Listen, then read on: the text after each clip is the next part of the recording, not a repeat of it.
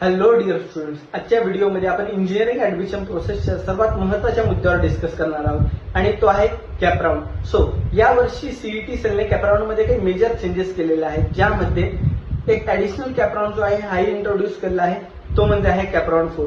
त्यासोबतच पहिल्या 3 cap round मध्ये सीईटी सेलने काही मेजर चेंजेस केलेले आहेत, ज्यामध्ये पहिल्या कॅप राऊंड मध्ये स्टुडंटला जर पहिलाच ऑप्शन अलॉट झाला तर ते कॉलेज स्टुडंटचं ऑटोमॅटिकली फ्रीज होतं आणि त्या कॉलेजमध्ये स्टुडंटला ऍडमिशन घेणं कंपल्सरी असतं.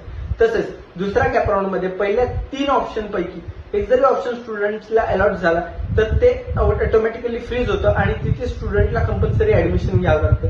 त्यासोबतच तिसऱ्या कॅप राऊंड मध्ये पहिल्या 6 पैकी जे कॉलेज स्टुडंटला अलॉट होईल ते ऑटोमॅटिकली फ्रीज होतं आणि स्टुडंटला तिथे ऍडमिशन घेणं कंपल्सरी असतं. तर चौथ्या राऊंड मध्ये स्टुडंटला जे कॉलेज अलॉट झालंय तिथे फ्रीज करावं लागतं आणि तिथे ऍडमिशन घ्यावं लागतं. अशाच इम्पॉर्टंट माहितीसाठी एनरोल इंजिनियर्सला इंस्टाग्रामवर फॉलो करा, युट्यूबवर सबस्क्राईब करा आणि एनरोल इंजिनियर्सच्या काउन्सिलिंग बद्दल जाणून घेण्यासाठी खाली डिस्क्रिप्शन मध्ये जो नंबर आहे त्यावर तुम्ही मेसेज करू शकता किंवा कॉल करू शकता आणि एनरोल इंजिनियर्सच्या काउन्सिलिंग बद्दल अधिक माहिती घेऊ शकता. भेटूयात आपण पुढच्या व्हिडिओमध्ये.